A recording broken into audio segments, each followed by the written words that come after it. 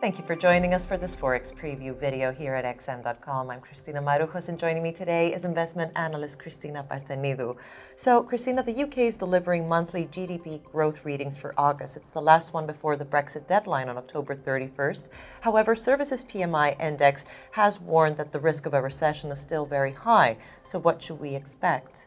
That's right, Christina. The UK Services PMI index for the month of September fell below 50, and for the second consecutive month, indicating that the growth leading services sector is in contraction, and therefore a negative GDP growth print in the third quarter is possible, as factories are also in negative area. So a softer annual GDP growth print on Thursday wouldn't be a very big surprise for me, but would instead attract attention, since what is more important than Brexit is whether the UK has enough economic strength to support consumers and businesses if things get worse in coming months, which personally I think is very likely given the controversies between the UK Prime Minister and the EU on the new proposal, and of course the time shortage before the EU summit later this month. Now, turning to monetary policy, the Bank of England is probably one of the major central banks to keep rates unchanged so far. But do you think the Bank of England will change its stance and follow the ECB and the Fed and cut rates next month?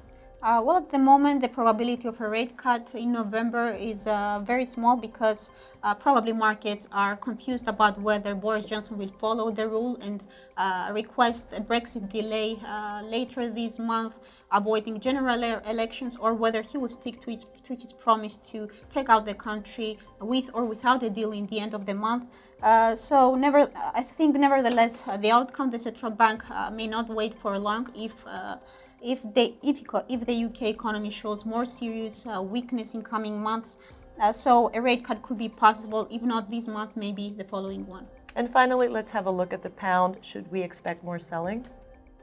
Well, I think the decline in the pound hasn't bottomed out yet, and since the risk is on the downside both fundamentally and technically, there is still some room for losses. Though I think the next trigger for a sharper decline could be a combination of a disorderly Brexit and further disappointing data. I see. Cristina, thank you for joining me today, and thank you for watching us at xm.com.